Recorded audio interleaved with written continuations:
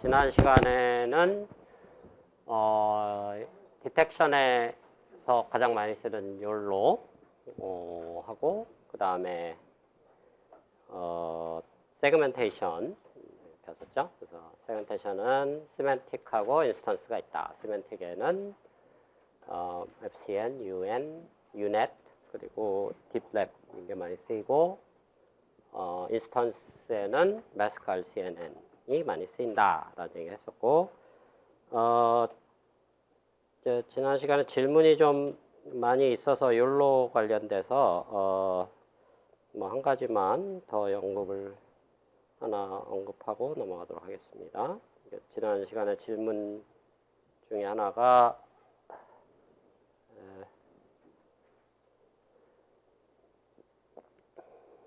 이제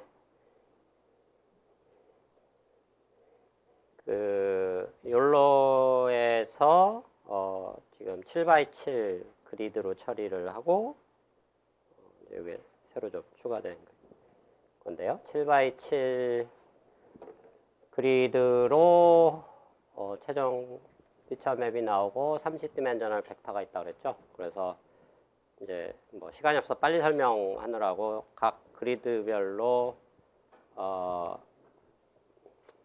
그 스코어 벡터가 2개씩 나온다 그랬는데 그러면 이게 2개의 바운딩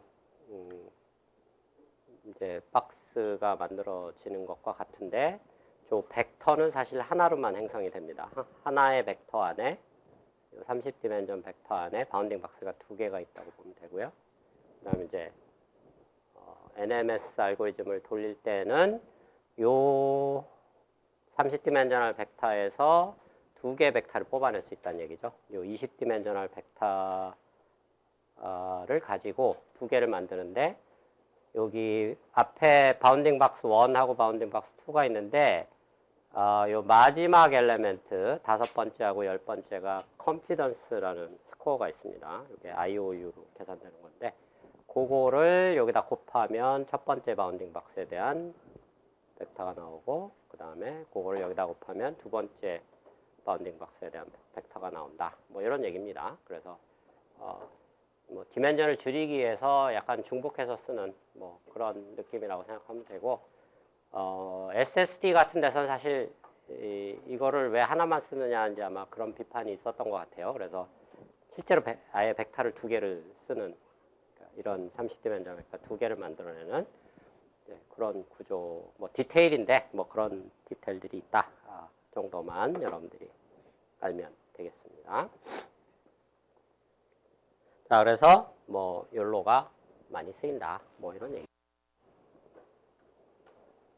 그리고 7장으로 우리가 넘어갔었죠. 이제 지난 시간에도 배경 설명을 했지만 7장이 굉장히 중요한 토픽이 됩니다. 그래서 어떻게 보면 이제 가장 이번 학기에 가장 이론적인 부분이면서 또 가장 중요한 지금은 여러분들 잘 못 느낄 겁니다. 그냥 수식만 잔뜩 등장하니까 이게 왜 중요한지 잘 못 느낄 수가 있는데 점점점 전공을 오래 하면 할수록 이게 정말로 중요한 이슈라는 것을 깨닫게 되는 순간이 오게 될 겁니다. 그래서 지난번 비유한 대로 머신러닝은 사실 그 풀기 불가능한 문제를 풀려고 하는 분야라고 역설적으로 얘기할 수도 있습니다. 수학적으로 얘기하면 일포즈드 프로블럼이라고 하는데 문제의 솔루션이 존재할 수 없는 그런 문제를 억지로 풀려고 하는 머신러닝이나 AI가 가지고 있는 펀더멘탈한 프로블럼이라는 얘기죠. 그래서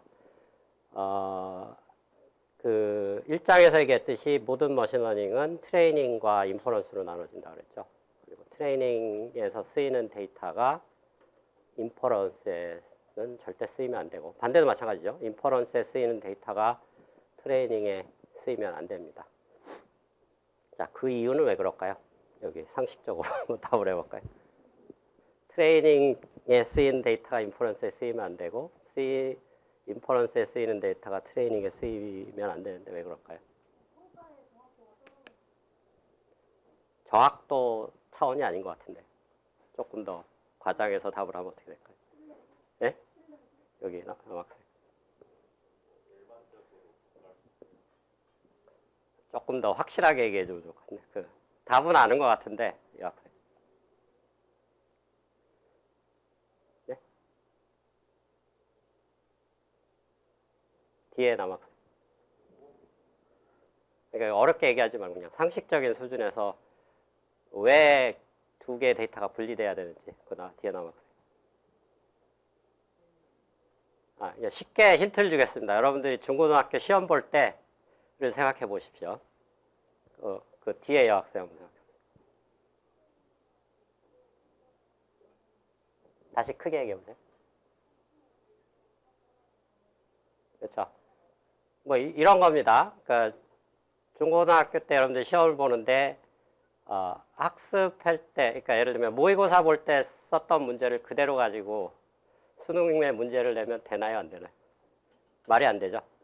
그러니까 평가하는 것과 학습하는 거는 공정성을 위해서는 완전히 분리시켜야 된다는 얘기예요. 그게 두 개가 섞여 있으면 큰일 난다는 얘기죠. 그리고 이게 섞였다 그러면 이게 윤리적인 문제가 발생한다는 얘기입니다. 무슨 얘기냐면 혹시라도 높아지면서 얘기하는 건데 나중에 여러분들이 뭐 논문을 쓰거나 이럴 때 이 테스트나 인퍼런스에 쓰는 데이터들을 무의식적으로나 아니면 의도적으로 섞어서 썼다. 그러면 이거는 거의 논문을 표절하는 수준의 큰 윤리적인 문제라는 얘기가 됩니다. 왜냐하면 마치 시험 문제를 유출해 갖고 마치 어떤 하는, 예를 들면 어떤 사람이 공무원 시험을 보는데 유출된 시험 문제를 가지고 학습에 임하는 거랑 똑같은 상황입니다. 공정성에 아주 심각한 타격이 오는 거고, 정말로 다시 한번 강조하지만 최근에 또 학내 그런 사건도 있었고 잘 알고 있겠지만은 인퍼런스에 쓰이는 데이터를 학습에 썼다. 이거면 윤리적인 문제입니다. 이거는 학술 윤리적인 문제고 그 사람은 학교에서 쫓겨날 수도 있습니다. 그만큼 심각한 문제라는 얘기예요. 그래서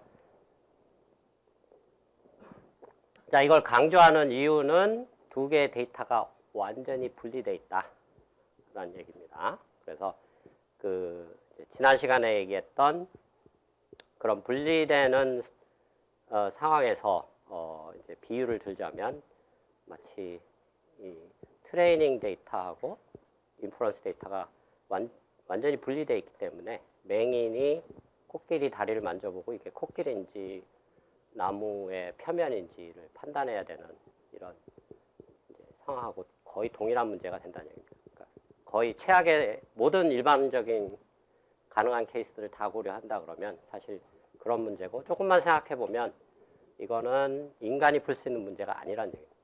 왜냐하면 코끼리 다리를 만졌는데 그 다리는 실제로 코끼리 다리가 맞는데 몸통은 뭐 다른 걸로 바꿔치기 해놨을 수도 있겠죠. 인조적인 뭔가로 해서 뭔지는 모르겠지만, 그렇기 때문에 사실은 인간이 풀 수 있는 영역의 문제가 아닙니다. 신만이 풀 수 있는 영역의 문제를 사실은 일반적인 케이스에 대해서 얘기하자면 사람이 지금 풀려고 하는 것이다. 그래서 여러분들이 머신러닝 AI 문제를 바라볼 때 굉장히 뭔가 험불하게 접근을 해야 된다는 얘기입니다. 이거를 뭐든지 우리가 다 할 수 있다 이러는 과장된 희망 뭐 이런 걸 가지고 접근했다면 큰일 난다는 얘기입니다. 자, 그럼에도 불구하고 AI가 많은 성공을 거두고 있죠. 그 이유는 뭐 단순합니다. 트레이닝하는 데이터하고 학습하는 데이터가 아까는 익스트림한 케이스를 포함하는 경우는 어떤 경우냐면 이 트레이닝 데이터와 학습 데이터가 완전히 다른 경우는 사실 이 문제를 푸는 게 불가능합니다. 생각을 조금만 해보면 그렇지만은 그 현실적으로 우리가 이걸 어느 정도 풀 수 있다고 희망을 갖는 이유는 트레이닝 데이터하고 인퍼런스 데이터가 어느 정도 관련이 있다라고 가정을 하기 때문에 그렇다는 얘기죠. 그래서 그 이론적으로 접근할 때는 두 개가 관련이 있다라고 가정을 하고 보통 접근합니다. 근데 이 부분을 다시 한번 강조하는 이유는 그건 이론이고 현실이 그런가를 생각을 해보면 현실은 안 그렇다는 얘기예요. 트레이닝 데이터하고 인퍼런스 데이터가 같은 종류가 아닐 수도 있다라는 불행한 사실이 있다는 얘기죠. 뭐 대표적인 케이스가 예를 들면 음성 인식 같은 시스템을 얘기를 할 때 보통 음성 인식에 쓰이는 데이터들은 스튜디오나 이런 데서 아나운서들이 정확한 발음으로 사투리 없이 노이즈 없이 잘 녹음된 것만 가지고 학습을 시킵니다. 근데 이놈들을 실제로 인퍼런스 하는 상황에서는 실제 현실적인 세계에서 어떻게 쓰이냐면 가장 많이 쓰이는 데가 자동차 안에서 뭐 보이스 커맨드라고 해서 이제 뭐 무슨 음악 틀어줘 뭐를 해줘 이런 식으로 이제 보이스 커맨드를 날릴 수가 있는데 자동차 달리는 상황이고 노이즈가 많죠.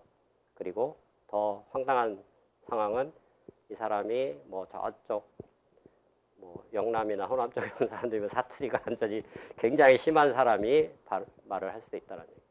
무슨 얘기냐면 그 이제 확률 이론적으로 얘기하면은 인풋 디스트리뷰션이 완전히 달라지는 상황들이 벌어진다는 얘기. 그럴 때는 이제 아까 얘기했던 맹인이 코끼리 다리 만지는 상황이 벌어진다는 얘기. 실제로 현실 세계에서는 이 두 개의 디스트리뷰션이 많이 다른 경우가 의외로 많이 발생한다.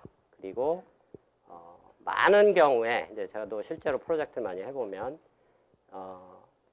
그 언론에서 AI에 대해서 너무나 장밋빛으로 색칠을 해놔서 실제로 가서 적용해보면 잘 안 되는 경우가 되게 많습니다. 실제로. 근데 대부분의 잘 안 되는 경우의 원인이 딱 두 가지인데 하나가 바로 이 원인인 거죠. 학습할 데이터랑 실제 적용하는 상황이 완전히 달라지는 그런 경우가 의외로 많다라는 거. 그래서 많이 달라지면 달라질수록 맹인이 코끼리 만지는 상황에 자꾸 근접하게 되고 원천적으로는 풀기 불가능한 문제를 우리가 풀려는 상황이 되어버린다라는 얘기가 됩니다. 그래서 이 둘 사이의 갭을 줄이는 게 어떻게 보면 모든 머신러닝 AI 알고리즘들의 목표라고 봐도 됩니다. 사실은 현대적인 모든 머신러닝 AI에. 그래서 이 트레이닝과 인퍼런스 차이를 줄이는 게 정말로 중요하다라는 거고. 그러면 이제 이 7장에서 뭘 다루게 되냐면 아주 간단한 가정과 몇 개 중요한 가정과 간단한 시나리오에서 이 둘 사이의 갭이 어느 정도. 그래서 갭이라 하면 성능의 차이입니다. 그러니까 트레이닝의 로스하고 인퍼런스의 로스라고 하면 좀 이상하고 트레이닝 단계에서 애큐러시하고 인퍼런스에서의 애큐러시가 어느 정도 차이가 날 수밖에 없는가를 이론적으로 한번 규명을 해보고 그 이론을 바탕으로 우리가 할 수 있는 일은 또 뭔가 그 갭을 줄이기 위해서 그거를 따져보자는 얘기죠. 그래서 그런 관점에서 이 7장이 아무리 강조해도 모자랄 정도로 중요하다. 어떻게 보면 그냥 다른 지금까지 배웠던 거 앞으로 배울 거 다 몰라도 됩니다. 사실 여러분들이 7장만 제대로 이해를 하면 사실은 AI의 핵심적인 철학을 다 이해했다라고 볼 수가 있습니다. 다소 이론적이고 약간 보링할 수도 있지만 한두 시간만 참고 들어주면 그리고 뭐 구체적인 수학적인 유도는 안 할 겁니다. 예, 결과만 우리가 갖다 쓸 거기 때문에 여러분들이 이 부분을 아주 평생 중요하게 쓸 수가 있다. 다시 한번 언급하지만 이 강좌에서 3장의 백프랍 룰이 4가지 룰이 있었죠. 그게 어떻게 보면 가장 중요한 것 중에 하나라고 그랬었죠. 100만 불짜리 지식이라고 그랬고 이 7장은 약간 좀 이론적인 바탕이 되는 겁니다. 그것만큼 중요한 챕터가 되겠다. 있다고 얘기할 수 있고요.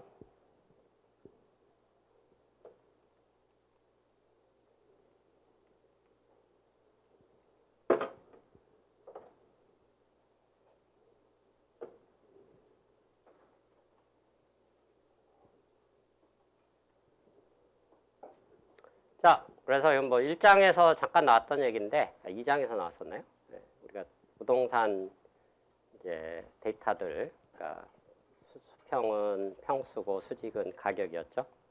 요 데이터들 동일한 데이터입니다. 요 세 가지 그래프가 그거를 1차 직선, 2차 곡선, 3차 여기는 5차 곡선 같은데, 네, 5차 곡선으로 커브 피팅을 하는 상황을 생각해 보자는 얘기죠. 네, 얼핏 보기에는 5차 커브로 피팅을 하는 게 좋아 보일 것 같은데, 왜냐하면 트레이닝 단계에서 로스가 제로가 돼버리니까. 그러니까 지금 데이터 포인트가 정확하게 한 6개? 네, 6개 뿐이 없으니까 6개 데이터 포인트면 5차당식이면 6개 파라미터가 있죠. 그러면 퍼펙트하게 피팅을 할 수 있습니다. 사실 완전히 그 점을 지나가게. 그럼 이게 제일 좋은 거 아니냐라고 생각할 수 있는데 머신러닝에선 이게 좋은 게 아니라는 얘기입니다. 비유를 하자면 어떤 학생이 뭐 수학 공부를 하는데 특정 참고서만 가지고 죽어라고 공부를 하면은 그 특정 참고서에서 나오는 종류의 문제들은 잘 푸는데 다른 참고서에서 나오는 문제는 잘 못 푸는 이런 상황이 벌어질 수 있다. 가능하면 여러 참고서를 참고해서 공부하는 게 좋다는 얘기죠. 자, 그렇게 비유를 할 수 있다는 얘기입니다. 그래서 이거를 좀 과장해서 말하면 여러분들이 좋아할 말인데 지나친 공부는 몸에 해롭습니다. 라는 말을 할 수 있다는 얘기죠. 실제로 머신러닝에서는 항상 통하는 격언입니다. 지나친 공부는 몸에 해롭다. 지나친 공부는 AI에 해롭다는 얘기입니다. 그게 오버피팅 현상이라는 얘기입니다. 그래서 학습을 시키는데 여러분들이 프로젝트를 할 때 보통은 이제 뭐 간단한 문제는 한 14폭, 뭐 복잡한 문제는 한 3, 40에폭 정도 학습되면 어느 정도 학습이 끝납니다. 나중에 한번 예시를 보여주겠지만은 어쨌든 그러면 나는 이거 30에폭만 하지 말고 난 105에폭을 돌려서 학습을 더 많이 시킬래. 그게 더 좋을 것 같아 라고 하는 거는 큰 오산이다라는 얘기죠.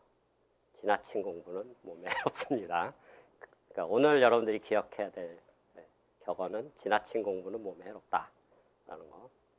퍼스널하게도 사실 그런 것 같아요. 여러분들 전공 공부하는데 너무 전공 공부만 열심히 하는 거 몸에 안 좋습니다. 그러니까 나중에 미래 커리어에 전공이 아닌 다른 다양한 것들, 특히 뭐 교양 쪽이나 인문 이런 쪽을 어느 정도 공부해 놓는 게 여러분들이 장기적으로 출세하는 데 훨씬 더 도움이 됩니다. 이건 딴 얘기고. 그래서 이제 그 반대되어진 성향이 있죠. 여기 경향이 6개 데이터를 직선으로 커브 피팅하면 에러가 생기고, 그래서 그 중간 정도가 좋다는 얘기입니다. 2차 곡선으로 약간의 에러는 있지만 어느 정도 경향성을 할 수 있는.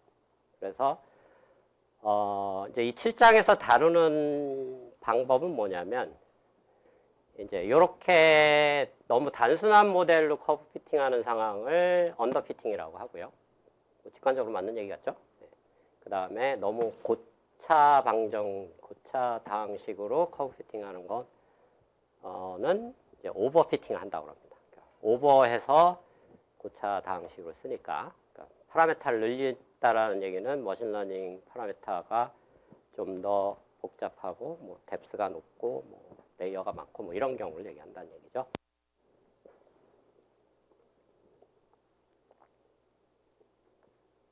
그래서 이게 굉장히 단순한 얘기 같지만 굉장히 심오한 얘기입니다. 여러분들이 어떤 문제를 풀 때 딥러닝으로 예를 들더라도 무조건 레즈넷으로 치면 레즈넷이 한 5개 종류가 있죠. 뭐 18, 50 뭐 하고 한 152까지인가 있는데 152가 제일 커 보이니까 항상 그거 쓰겠다. 그럼 큰 오산이라는 얘기입니다. 간단한 엠리스트 같은 필기체식 같은 데서는 사실은 18도 과하다는 얘기예요. 그것도 너무 파라미터가 많다는 얘기죠. 더 줄여서 쓸 필요가 있고 이미지넷 같이 좀 큰 데이터들, 큰 클래스가 있는 것들은 152 정도가 적당하다는 얘기예요. 그래서 여러분들이 어떤 문제를 풀 때 내가 풀려고 하는 문제의 난이도에 따라서 이 레이어 수라든가 파라미터 수를 조정을 해야 된다라는 바로 그 사실을 이 이론이 암시하고 있다는 얘기입니다. 그런 면에서 굉장히 이론적인 것 같지만 엄청나게 실용적인 챕터라는 얘기입니다. 여기서 나오는 얘기들이 실제로 실전에 여러분들이 다 적용할 수 있는 그런 거죠. 그래서 이런 원천적인 이런 현상에 대한 깊은 이해가 있는 사람들은 어떤 문제가 오더라도 잘 현장에서 적응하면서 대응을 할 수 있겠죠. 근데 그냥 샬로한 지식만 가지고 난 코딩 잘하니까 그걸로 충분히 했다가는 큰일 난다는 얘기입니다. 머신러닝을 얕잡아 봤다가는 정말로 큰일 나는 문제가 될 수 있다라는 얘기를 할 수 있고요.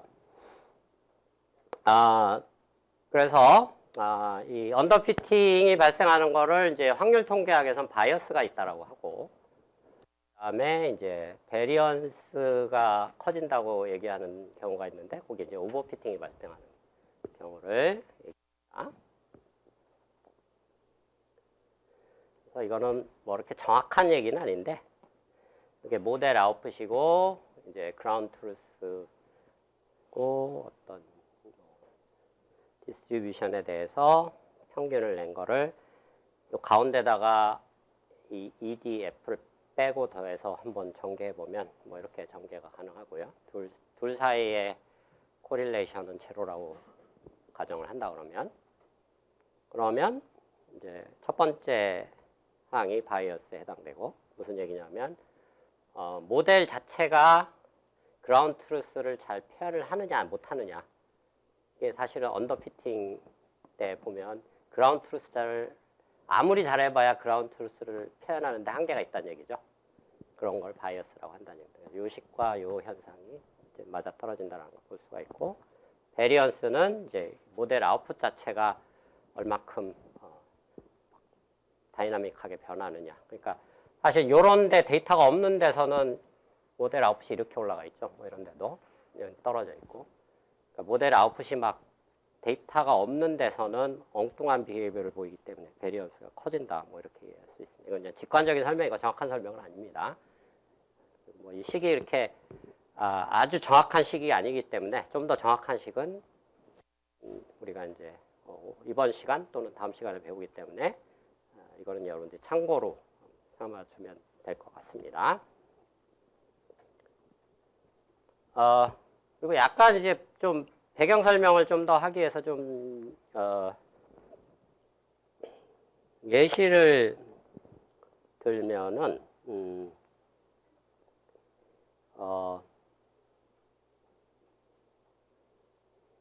이제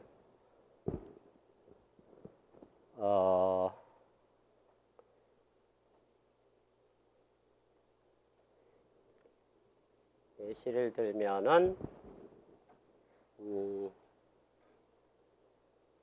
어떤 예시가 있냐면은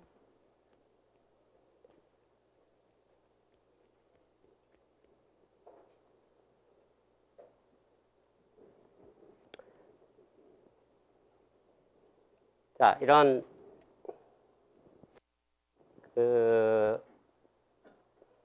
오버피팅이 실제 이제 상황에서 잘못된 어떤 우리가 판단을 해갖고 엔지니어가 예를 들면 회사 같은 데서 심각한 뭐라 그럴까요? 비용 낭비를 일으킨 그런 사례가 있는데 예를 들면 몇 년 전에 이제 앤드류 융이라는 유명한 교수가 스탠포드 교수고 지금 밖에 나와서 여러 가지 일들을 하고 있는 분이죠. 일장에서 사진에 나왔던 분입니다. 그분이 이제 몇 년 전에 기조 강연을 한 적이 있었는데, ICML이나 이런 데서, 그분이 이제 잠깐, 바이두라는 중국의 구글 같은 데죠. 중국 바이두의 이제 CTO로 잠깐 근무한 적이 있었습니다. 근데, 처음 갔을 때, 이 사람들이 이제 AI 머신러닝이 좀 시작되는 초기 단계였기 때문에 중국 엔지니어들이 이미 프로젝트를 진행하고 있었다고 하더라고요. 근데 음성인식 쪽인가를 뭐 열심히 하고 있었는데 성능이 잘 안 나왔다고 합니다. 가보니까 성능이 안 나왔는데 지난 1년 동안 그 담당 엔지니어가 뭘 했냐면 성능이 계속 안 나오니까 데이터가 모자란 줄 알고 데이터를 계속 끌어모아 갖고 데이터를 계속 붙여서 학습을 시켰는데 여전히 성능이 안 나오는 그런 그 보고를 받았고, 그런데 실제로 이제 가서 확인을 해보니 그게 잘못된 판단이었다는 얘기죠. 실제로 가봤더니 데이터가 모자라는 상황이 아니었고, 그러니까 이 상황이 아니고 나중에 설명을 하겠지만 언더피팅이 되고 있는, 그러니까 모델을 너무 단순한 걸 써서 지금 모델 자체 표현력이라고 우리가 불렀었죠. 2장, 3장에서 다룰 때. 표현력 자체가 떨어지다 보니까 그런 상황에서는 데이터를 아무리 넣어봐야 성능 개선이 안 됩니다. 왜냐하면 표현력 자체가 표현할 수 있는 한계가 있기 때문에. 그리고 오히려 데이터를 많이 넣을수록 오히려 성능이 떨어질 수 있는 황당한 상황이 벌어지는 거죠.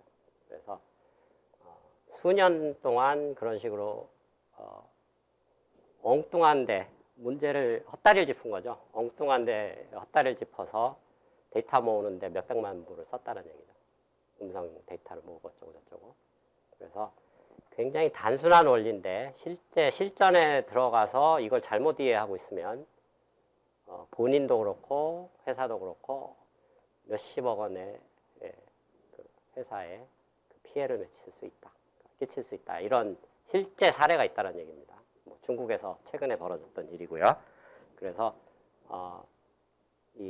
여러분들 머신러닝 AI를 접근을 할 때 이론적인 기반을 탄탄하지 않고 접근해 갔다가는 정말 황당한 실수를 하는 경우가 진짜 많다는 얘기입니다. 그래서 그런 관점에서 이 7장이 그런 부분을 어느 정도 해소해주는 역할을 하는 것이다. 그래서 그냥 일반적으로 실전 경험이 많은 사람과 이 과목을 들어서 이제 잘 마치는 사람들의 가장 큰 차이점은 7장이 될 겁니다. 실전을 많이 하는 사람들, 물론 코딩도 잘하고 적용도 잘하겠죠. 근데 실전에서 황당한 실수를 할 수가 있다는 이 점을 모르기 때문에. 자, 그래서 이 점을 여러분들이 잘 이해를 해야 된다. 라는 얘기고. 그래서 이제 그 언더피팅과 오버피팅의 절묘한 중간 위치를 어떻게 찾을 거냐. 바이어스 베리언스 트레이드 오프라고 이제 확률 통계하는 사람들은 이제 그렇게 보통 옛날엔 불렀습니다. 그런 문제를 다룬다고 볼 수도 있고, 이제 이 문제가 사실은 그 코끼리 비유 같은 얘기인데, 결국은 인퍼런스 때의 그랬죠. 제가 여러 번 강조했었죠. 트레이닝 잘해봐야 허상입니다. 그리고 지나친 학습은 몸에 해롭다라는 얘기하고 같은 맥락이고. 그래서 실제 인퍼런스에서 성능이 잘 나오는 게 중요한데 우리가 할 수 있는 거는 인퍼런스는 할 수가 없다는 얘기예요. 미리. 트레이닝뿐이 못한다는 얘기예요. 그래서 트레이닝을 한 걸 가지고 인퍼런스에 잘 적용 해야 되는데 이때 발생하는 에러를 일반화 시킨다라고 하고요. 일반화 에러라고 하고 제너럴라이제이션 에러다. 그래서 조금 더 이론적으로 멋있게 부른다 그러면은 트레이닝과 인퍼런스의 갭을 제너럴라이제이션 에러다. 그래서 모든 머신러닝 시어리의 핵심은 결국은 제너럴라이제이션 에러를 분석하고 이걸 줄이는 방법을 찾는 게 모든 AI 기술의 핵심입니다. 그 부분을 여기서 명심해야 될 것 같고요. 그러면 이제 이 트레이닝하고 인퍼런스 사이의 갭을 어떻게 줄일 건가, 그게 중요한 거고, 이거하고 관련된 직접적인 관련은 없는데 간접적인 꽤 오래된 머신러닝 이론이 있습니다. 1990년대에 나온 이론인데, 공짜 점심은 없다라는 유명한 말이 있죠. 자, 이 이론의 이름이 공짜 점심 정리입니다. 그래서 공짜 점심은 이 세상에 존재하지 않는다. 머신러닝 알고리즘도 공짜 점심은 없다라는 얘기. 이게 뭘 얘기하냐면 모든 가능한 태스크에 대해서 하나의 싱글 AI 또는 머신러닝 모델이 다 문제를 풀 수 있는 그런 싱글 유니버설한 AI 모델이 있으면 좋겠죠. 그게 이제 우리가 영화에서 봤던 그 아이언맨의 자비스 같은 겁니다. 어떤 상황에서도 잘 대처하는. 근데 이론적으로 보면 그런 이론 알고리즘은 존재할 수가 없다라는 게 이미 증명이 되어 있습니다. 90년대에. 이걸 노 프리런치 디어럼이라고 합니다. 그래서 하나의 모델로 여러 개의 타스크를 해결하면 제일 좋은 거 아니냐, 이렇게 우리도 그러면 좋겠다라고 생각을 하고 희망을 가질 수도 있는데 아예 애초부터 그런 희망을 갖지 말란 얘기입니다. 물론 이제 이 이론에 몇 가지 중요한 가정들이 있습니다. 모든 가능한 데이터 셋 또는 데이터 디스트리뷰션에 대해서 평균된 결과를 가지고 평가를 했을 때 그렇다는 얘기입니다. 그러면 어느 한 모델이 다른 모델보다 절대 좋은 게 있을 수가 없다. 그러니까 다 똑같다는 얘기입니다. 이놈을 쓰나 저놈을 쓰나. 굉장히 부정적인 이론이긴 하지만 그러면 이 이론 때문에 머신러닝 하지 말란 얘기는 아니죠. 여기서 이 가정은 모든 가능한 데이터셋에 대해서 항상 좋은 머신러닝이 없다라는 이론일 뿐이지 어느 특정 디스트리뷰션 데이터셋에 대해서는 충분히 좋은 게 여전히 존재합니다. 그러니까 여전히 희망을 가져도 된다는 얘기죠. 그런 관점에서 여러분들이 봐야 된다는 얘기고, 그래서 사실 이게 이제 나중에 여러분들 대학원 가면 배우는 트랜스퍼 러닝, 메타 러닝 이런 관련된 분야하고 사실은 밀접한 관련이 있습니다. 그런 분야들이 하나의 딥러닝을 가지고 여러 개의 태스크를 동시에 대응을 하려고 하는데 이런 이론적인 한계가 분명히 있다는 걸 여러분들이 알고 시작을 하는 게 좋다는 얘기죠. 이게 만만한 문제가 아니라는 거를 아까도 얘기했지만 어떻게 보면 극단적으로 가면 머신러닝 AI 문제는 신의 영역에 감히 도전하는 겁니다. 사람이 할 수 있는 영역이 아니란 얘기예요. 그래서 그런 부분들을 여러분들이 생각을 해보면 좋을 것 같습니다. 그래서 상당히 철학적인 부분도 많이 있으니까 이런 부분들을 여러분들이 한번 집에 가서 많이 생각을 해보도록. 자, 그러면 이제 본격적으로 약간 수식을 좀 소개를 하도록 하겠습니다. 일단 확률 이론인데 확률에서 그런 그 합사건들이 있었죠. 그런 여러분들이 교집합이 아닌 합집합으로 이루어진 어떤 사건들의 확률, K개의 사건이 있으면 그것들의 확률은 각각의 확률을 다 더한 것보다는 작다. 요거는 직관적으로도 당연하고, 예를 들면, 이런 식의 일반화된 경우라고 보면 됩니다. 아마 이게 여러분들 고등학교 때 다 배웠을 것 같은데.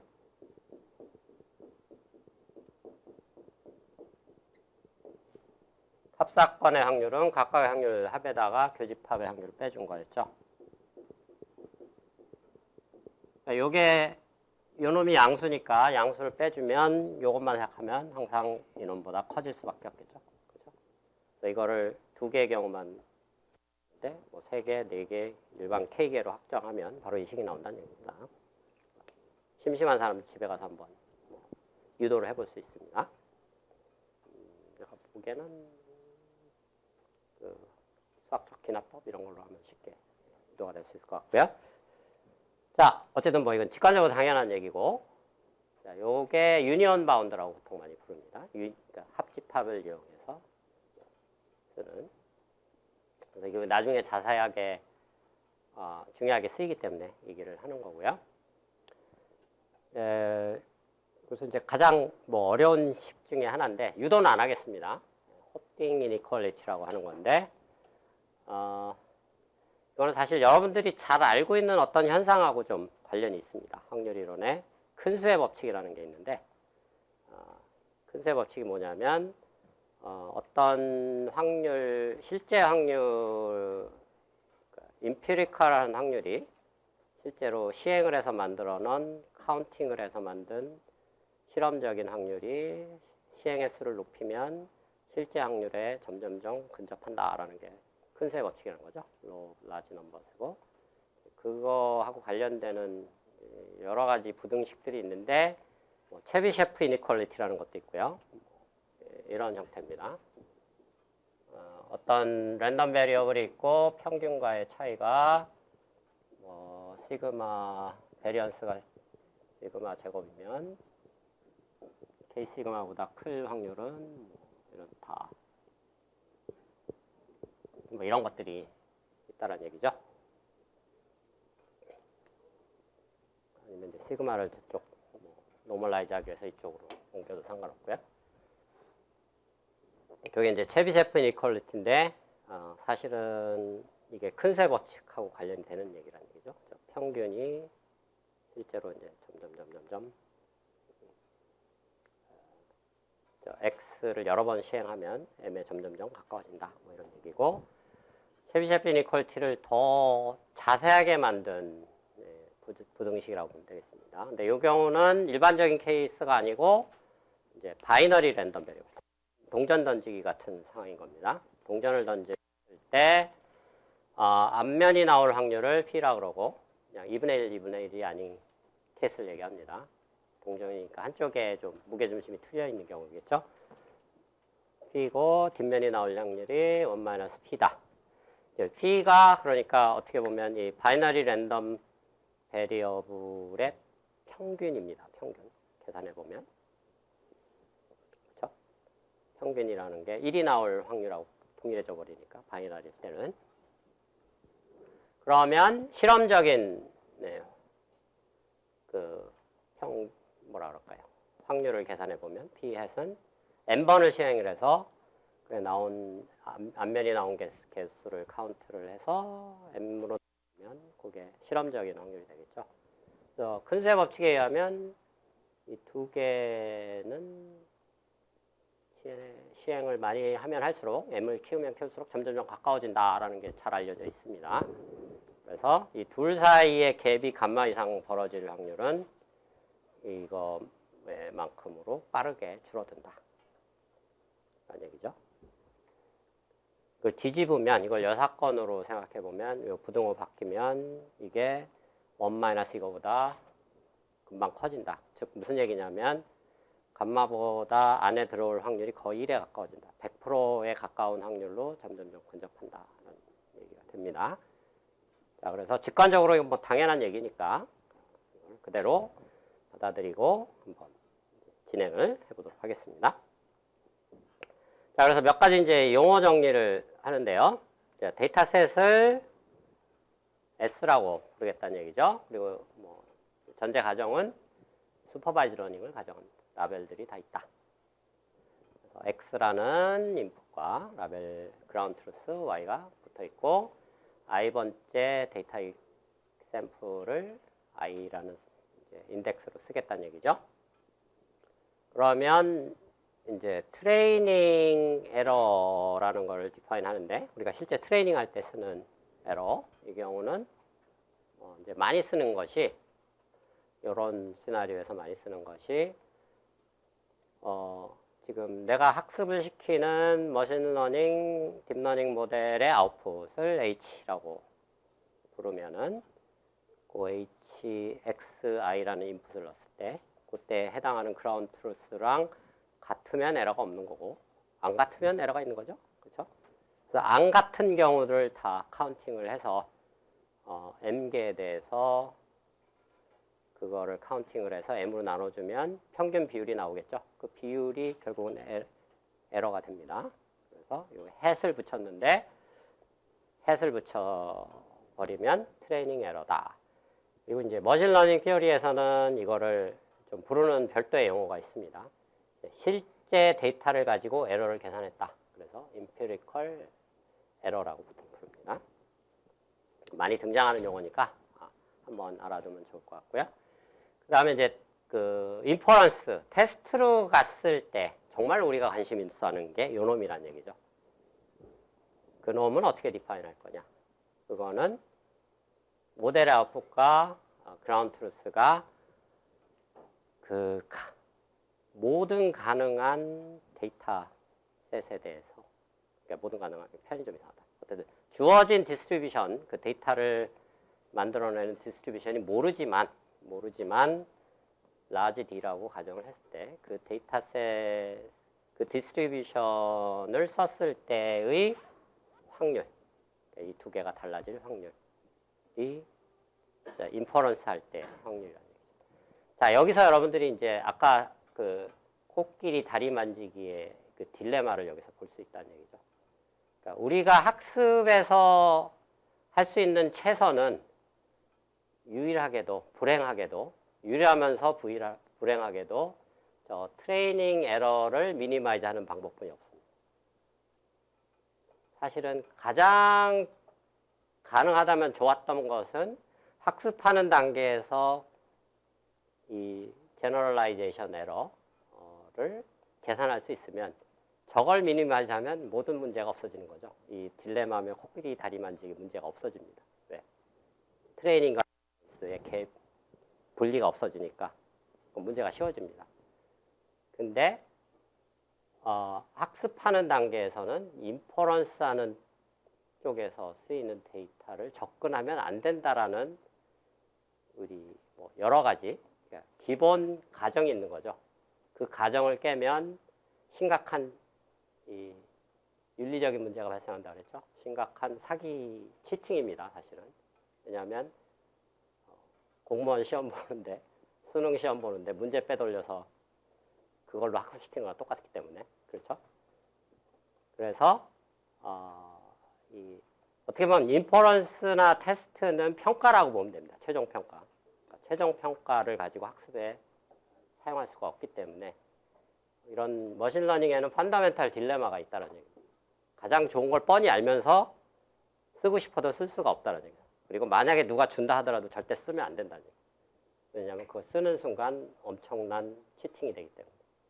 그리고 만약에 여러분들이 그런 유혹에 빠지더라도 나중에 심각한 법적인 윤리적인 책임을 져야 됩니다. 그러니까 절대 그런 일은 하면 안 됩니다. 큰일 납니다. 학계에 있는 사람들은 학계에서 퇴출당하고 회사에 있는 사람들은 잘립니다. 그러니까 절대. 그리고 민사상, 형사상 온갖 그 문제들을 다 책임을 질 수가 있다. 이게 심각한 문제라는 얘기입니다. 트레이닝과 인퍼런스 문제가 단순히 엔지니어링 문제가 아니고 심각한 사회윤리적 법적 문제라는 얘기입니다. 자, 그래서 이 두 개가 분리가 돼 있다라는 얘기죠. 근데 여기서 이제 문제를 간단하게 하기 위해서 이 이론에서는 아까도 이게 신의 영역에 하는 거라고 그랬죠. 가장 일반적인 케이스에서는 이건 문제 푸는 게 불가능합니다. 사실은 아예 못 푸는 문제입니다. 이거는 왜냐하면 여기 있는 디스트리뷰션과 여기 있는 디스트리뷰션이 다르다면 좀 더 이론적으로 얘기하면 독립이면은 아예 불가능한 문제입니다. 그리고 아예 풀 수 없다라고 이미 또 증명도 돼 있고 그래서 문제를 좀 더 쉽게 풀게 하기 위해서 모든 머신러닝 티어리들은 이 두 개의 디스트리뷰션이 같은 디스트리뷰션을 갖는다고 가정을 합니다. 요거를 팩 어썸션이라고 하는데 팩 어썸션이 이거 전부는 아니고 팩 어썸션의 여러 가정들이 있는데 그 중에 하나의 가정이라는 거죠. 그러니까 문제를 너무 간단하게 만들어 버리는 경향이 있는 거죠. 아까도 언급을 했고 워닝을 했지만 이거는 이론일 뿐이고 실제 현실은 이 이론하고 다르다는 얘기입니다. 그래서 여러 가지 문제가 발생한다는 얘기죠. 그래서 여러분들 실전을 다룰 때는 이 가정이 안 맞습니다. 실제 아까 그런 음성인식 이런 것처럼 말했듯이. 이제 저희 연구실에서도 실제로 음성인식 관련된 뭐 다음 챕터에서 우리가 음성인식 관련된 걸 좀 배우겠지만, 음성인식은 다 자세하게는 안 배우는데 이제 관련된 기술들을 좀 배우는데 뭐 나중에 이제 버튼이 뭐 이런 것들을 우리가 좀 배울 텐데, 그쪽 관련된 기술로 이제 국어연구원인가 이런 데서 표준화된 데이터셋을 공개한 게 있습니다. 그래서 그런 걸로 열심히 학습을 시켜서 실제 한번 프로젝트를 진행해 본 적이 있습니다. 실제 콜센터에다가 데이터를 LG 뭐 이런 데서 콜센터를 많이 운영을 하는데 실제로 적용을 했는데 생각보다 성능이 잘 안 나옵니다. 그러니까 트레이닝하는 데이터에 대해서 성능이 굉장히 잘 나오는데 거의 한 인식률 90 몇 프로 이렇게 나오는데 실전에 적용했더니 60%로 확 떨어집니다. 이유는 한 3가지 정도가 있는데 음질이 일단 떨어지고요. 전화로 왔다 갔다 하니까 음질이 떨어지고, 두 번째는 의외로 사투리 쓰는 사람들이 많습니다. 근데 학습 데이터는 대부분 표준말입니다. 그리고 세 번째는 학습 데이터들은 문법에도 정확하게 많고 발음도 명확하게 합니다. 근데 우리가 여러분들이 실제로 친구들하고 대화를 해볼 때 대화하는 내용을 기록을 해보면 실제 문법에 맞게 말하는 경우가 없습니다. 실제로 대부분 생략해버리거나 한 90%, 한 80% 정도만 문법에 맞게 얘기하고 대강 넘어가 버리죠. 그러니까 실전에서는 문법에 맞지 않게 말을 한다는 얘기입니다. 근데 이게 왜 문제를 일으키냐면 음성인식에서 많이 쓰이는 이런 뭐 버튼이나 트랜스포머들이 사실 뭐를 학습하냐면 문법 구조를 학습을 합니다. 표준말에. 근데 실제 말하는 사람들은 문법 구조를 무시하고 말을 해버리니까, 그러니까 뭐 생략한다고 뭐 중간에 주어도 생략해버리고 동사도 생략해버리고 뭐 이런 식으로 그냥 명사 하나만 얘기하고 끝을 올리면 질문형이 되고 뭐 이런 경우들이 있죠. 그렇게 되면은 인식률이 확 떨어지는 거죠. 그래서 학습하는 단계에서 막 90% 성능이 나오다가 실전에 적용해 보면 60%, 뭐 50%까지 떨어지는 경우가 허다하다는 얘기입니다. 그래서 이 실전은 정말로 이 정글과 같다. 굉장히 어려운 문제들을 다루는 것들이 많다라는 거를 여러분들이 인식을 하면 좋을 것 같아요. 이 과목이나 뭐 이런 데서 책에서는 머신러닝의 장점이나 성능들 위주로만 하다 보면 이게 모든 걸 다 할 수 있는 것처럼 착각을 줄 수가 있는데, 환상을 줄 수가 있는데, 사실은 여러분들이 이제 7장에서 가져야 될 마음 자세는 그런 환상을 빨리 깨야 된다는 거고, 머신러닝이 할 수 있는 한계가 어디까지인가, 그거를 명확하게 인식할 필요가 있다는 얘기죠. 자, 그래서 이제 모델의 아웃풋을 H라고 하고, 그때 파라미터를 세타라고 하고, 그 다음에 딥러닝 모델을 쓰면은 이게 넌리니어 모델이니까 분석이 굉장히 어려워집니다. 그래서 그냥 일단은 분석을 간단하게 하기 위해서 리니어 모델을 가정을 하도록 하겠습니다. 리니어 모델은 이렇게 우리가 2장에서 다뤘듯이 그냥 내적으로 표현 가능하다고 그랬죠. 파라미터 벡터하고 x가 n 디멘전이면 상수항 포함해서 세타는 n 플러스 1 디멘전이 된다고 그랬습니다. 그 부분도 마이너하지만 중요한 사실이니까 기억을 해두도록. 그래서 이게 뭐 시그모이드처럼 생각한다 그러면 아웃풋이 바이너리 클래시피케이션이니까 뭐 양수면 아웃풋이 1이 되는 거고 음수면 아웃풋이 0이 되는 거죠. 그래서 요 1이라는 거는 요 가로 안에 넣는 게 true면 아웃풋이 1이고 false면 0이다 라는 얘기입니다. 바이너리 펑션이라는 얘기고요. 약간 그 퍼셉트론에서 나왔던 거하고 동일한 넌리니어 펑션이라고 해도 됩니다.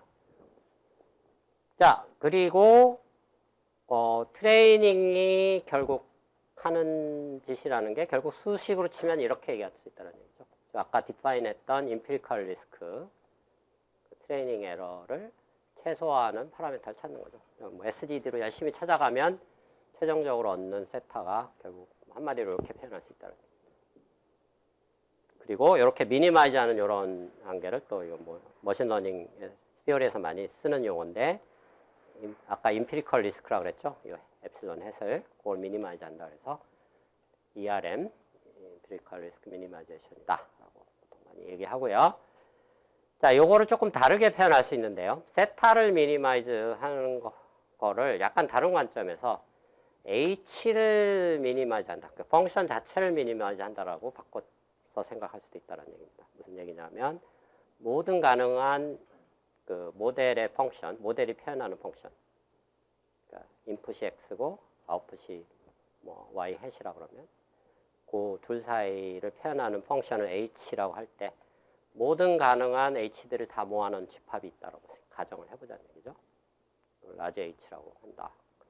세타가 뭐 예를 들어 3디멘전이고 예를 들면 각 세타 1, 세타 2, 세타 3가 있고 각각의 파라미터가 10개씩 가질 수 있으면 10의 3승 1000개 정도의 파라미터 콤비네이션을 가질 수 있죠. 그러면 이거는 1000개의 가능한 펑션을 갖고 있는 집합이라고 볼 수 있다는 얘기죠. 그죠? 자, 그러면 이 식을 이렇게 표현할 수 있다는 얘기죠. 전체 가능한 펑션 중에 이걸 미니마이즈하는 펑션을 찾자. 뭐 같은 얘기입니다. 똑같은 얘기를 그냥 다르게 얘기한 거고요. 근데 이론을 전개하기 위해서는 이 형태가 좀 편하기 때문에 이렇게 바꿔치기 해보자 라는 얘기고요. 자, 그러면 이제 가정을 저 펑션들의 집합이 유한한 경우, 유한한 개수인 경우 여기에 있는 놈들이 그걸 가정해보자는 얘기입니다. 그래서 K개가 있다 라고 가정을 해보자는 얘기죠.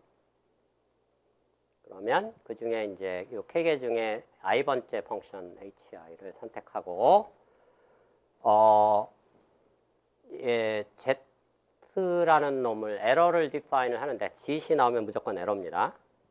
J는 뭐냐면 이제 J번째 그 데이터 샘플 트레이닝 데이터에 있는 J번째 트레이닝 데이터 샘플에 대해서 이게 에러인지 아닌지를 체크해보는 펑션이라는 얘기죠. 바이너리입니다. 이게 바이너리 랜덤 베리어블입니다. 사실은. 왜냐하면 X도 랜덤하고 Y도 랜덤하니까 Z도 사실 자연스럽게 랜덤하게 된다는 얘기죠. 자, 그러면 아까 디파인 했던 임피리컬 리스크 트레이닝 에러 이거죠. 이 펑션이 바로 ZI에 해당되는 걸 금방 알 수가 있습니다. 그렇죠? 그래서 ZI로 바로 바꿔치기 할 수 있고 인덱스가 J로 바뀌었으니까 ZJ로 바뀐 거죠. 똑같은 식을 다시 한번 쓴 거란 얘기입니다. 자, 근데 이게 짓이라는 놈들은 다 바이너리 랜덤 베리어블이라는 얘기죠. 그렇죠? 그리고 이 짓에 대한 그 true probability를 p라고 하면은 그 p하고 짓에 대한 평균하고 같다라고 얘기했었죠.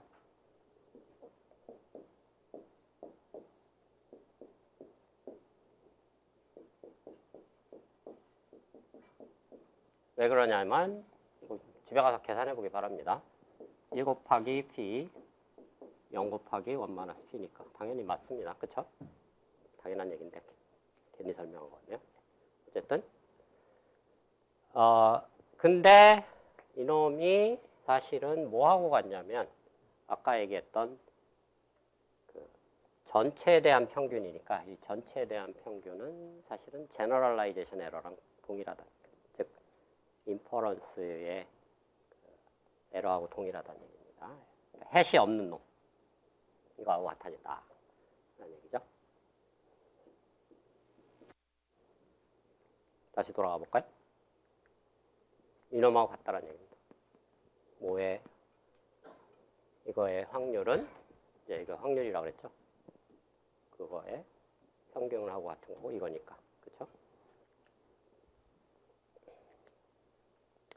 자, 그래서 이제 이거 뭘 하려고 하는 거냐면 초반에 나왔던 헙팅 이니퀄리티를 여기다 바로 적용할 수 있다는 거예요. 이게 다 everything is binary고 왜냐하면 G수들이 바이너리고 요게 P-햇에 해당되고 제너럴라이제이션 에러가 P에 해당된다는 얘기죠. 바꿔치기 하면 된다는 얘기죠. P, P-햇 그 다음에 나머지는 똑같습니다. 그래서 이와 같은 식이 성립이 된다. 자, 이 식이 이제 상당히 의미가 있다는 얘기죠. 뭔 얘기냐면 일반적인 실전에서는 풀기 불가능한 문제지만 두 개의 트레이닝과 인퍼런스가 같은 디스트리뷰션을 갖는다고 하면 굿뉴스가 있다는 얘기죠. 둘 사이의 에러 간에는 그래도 여전히 뭔가 상관관계가 높다. 그 상관관계를 이렇게 표시해야죠. 그 상관관계가 확률적으로 표현된다는 얘기입니다. 둘 사이의 차이가 얼마 이상 안 좋은 케이스죠. 이거는 얼마 이상 커질 확률은 뭐보다 작다는 얘기예요. 바람직한 경우죠. 저게. 근데 재미난 사실은 M이 여기에 들어가 있는데 M이 트레이닝 데이터의 사이즈입니다. 트레이닝 데이터 사이즈를 늘리면 늘릴수록 저 확률이 왼쪽에 있는 확률은 안 좋은 확률이니까 작을수록 좋은 거죠. 점점점 좋아진다는. 그렇죠? 그래서 어떻게 보면 이게 상당히 굿뉴스인 이론이 된다. 즉 아까 얘기했던 실제 코끼리와 맹인이 코끼리 다리를 만지는 그 둘 사이의 상관관계를 만들어줄 수 있다. 여기서 가장 중요했던 전제 가정은 트레이닝과 인퍼런스의 디스트리뷰션이 같다라는 겁니다. 별거 아닌 것 같은데 그게 굉장히 중요한 과정입니다. 근데 불행히도 실전에선 그게 상당 부분 많이 깨진다는 얘기죠. 안 깨지는 경우도 있지만 뭐 운이 좋게. 자, 그래서 이제 그 아까 모든 가능한 펑션들을 다 모아놓은 게 라지 H라고 그랬죠.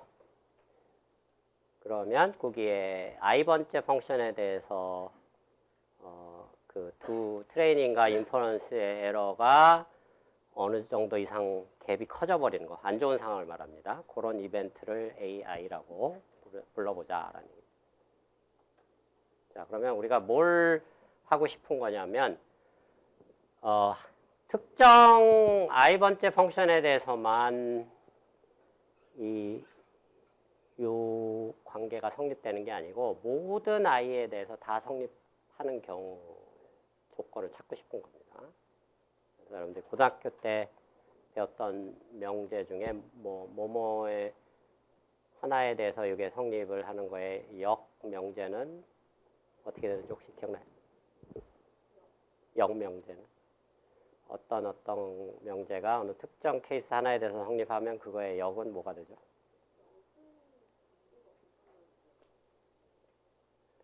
어쨌든 뭐 제가 질문을 정확하게 안 한 것 같은데 어떤 특정 케이스 하나에 대해서 하나의 경우만 존재하면 되는 것의 역은 모든 가능한 케이스에서 그 어떤 조건이 반대가 만족해야 되는 뭐 그런 상황입니다. 그래서 우리가 원하는 거는 요거란 얘기죠.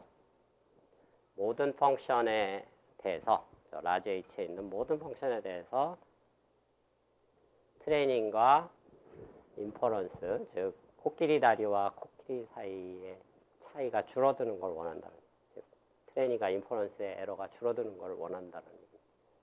그럴 확률이 얼마큼인가를 계산하고 싶다는 얘기죠. 이걸 계산하기 위해서 우리는 역사건을 가지고 계산을 해보겠다는 얘기죠. 이걸 바로 다이렉트하게 구하기 힘드니까 이거의 역은 요거를 뒤집은 거, 감마보다 큰 거하고 모든에 대해서가 아니고 뭐 딱 하나만 존재하면 된다. 이게 A를 거꾸로 뒤집은 거는 모든 가능한 H에 대해서라는 뜻이고 E를 거꾸로 뒤집은 거는 이런 거 하나만 딱 존재해도 괜찮다 이런 뜻입니다. There exist의 약자입니다. 자, 그래서 여사건을 먼저 계산해 보자는 얘기죠. 자, 방금 요게 AI였고 이런 놈이 하나라도 존재하면 된다. 그런데 생각을 해보면 집합에서 어떤 특정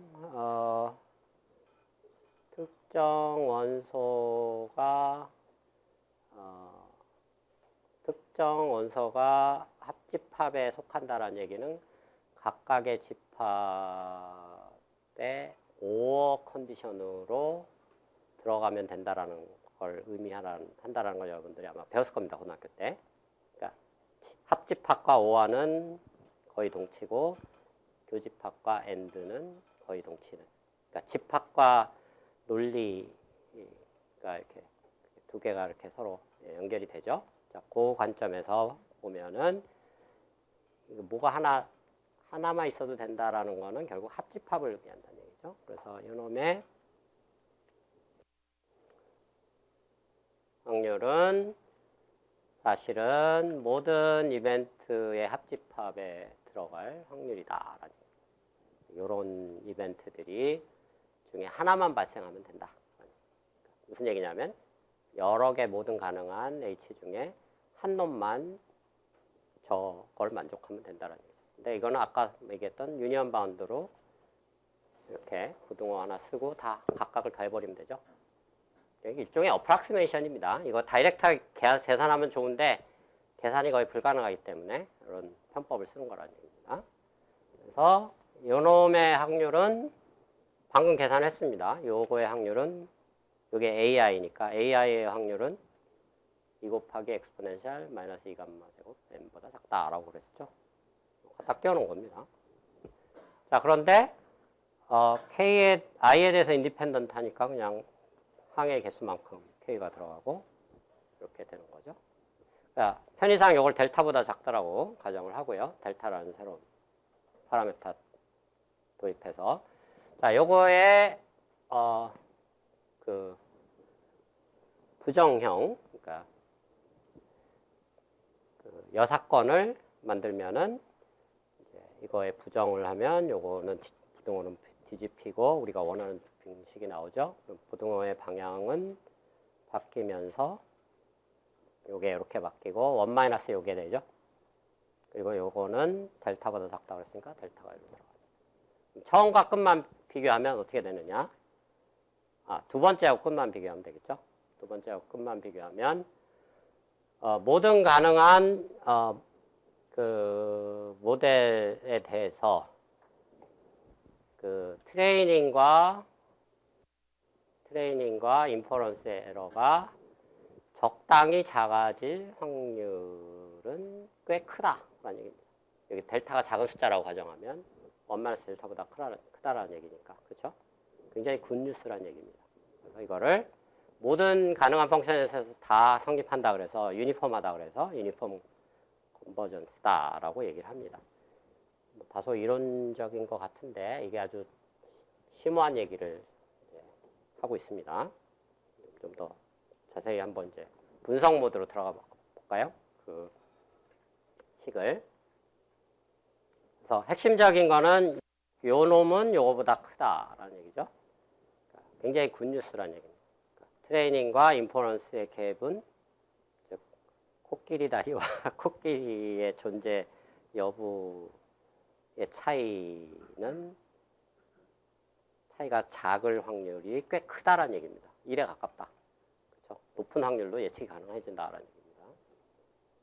그래서 어떻게 보면 모든 머신러닝 AI들의 알고리즘들의 기본 전제 가정을 이걸 깔고 가고 있다는 얘기죠.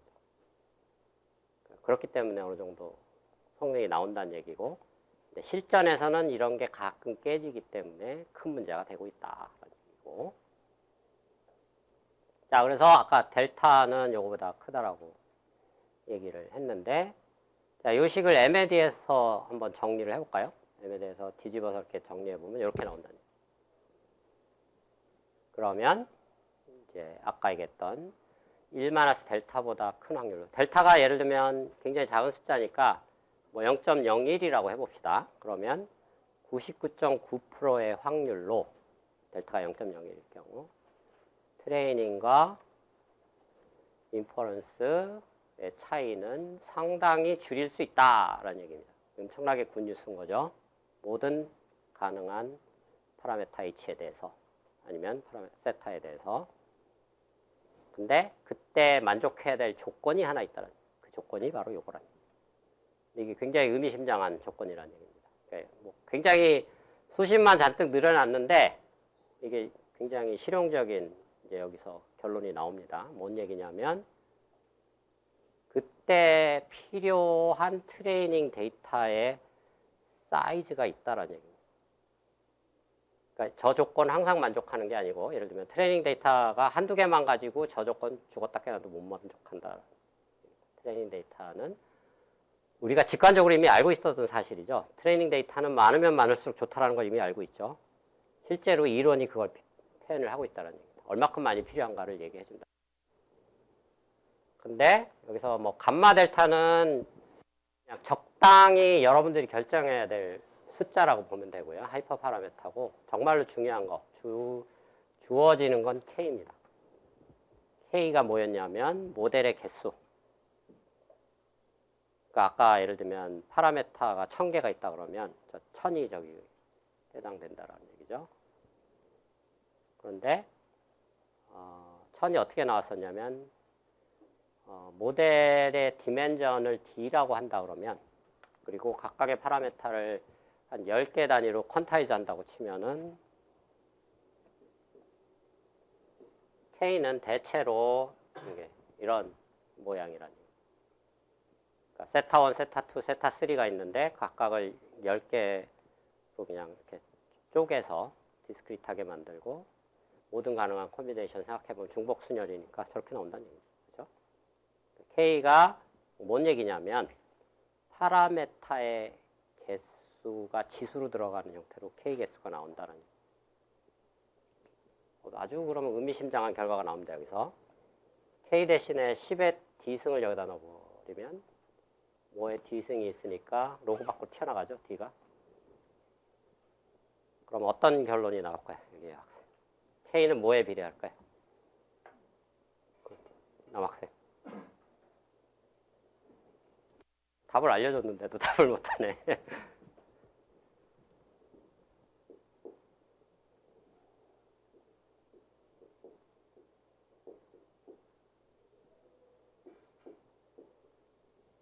아, 이게 아니구나. 2감마 제곱 로그 델타 2K.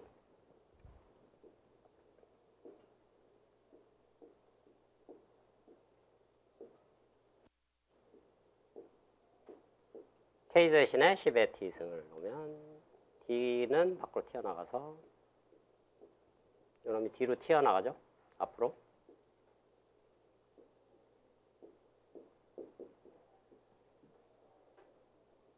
자, 뭔 얘기를 하고 있죠? M은 뭐에 하게 되죠? 여기서. 그렇죠.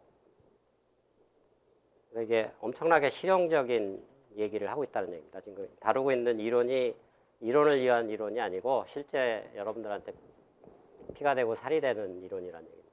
무슨 얘기냐면 여러분들이 어떤 그 딥러닝 모델을 학습을 시킬 때 이건 뭐 다시 한 번 더 자세하게 또 이론적으로 다음 시간에 다룰 겁니다. 학습을 시킬 때 딥러닝의 파라메타 개수가 한 1000만 개 있다. 그러면 대략 물론 앞에 컨스턴트 팩터가 있긴 하지만 좀 더 정확하게 얘기하면 이런 겁니다.